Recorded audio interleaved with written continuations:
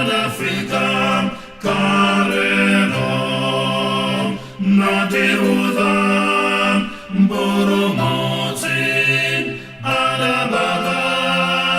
pasipa zaka zonse tsikuromwe umaveka mtendawo mazonse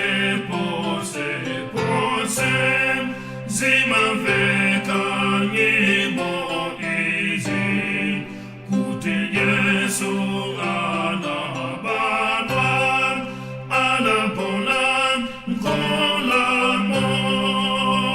anafika mporomotsi wote konwe letani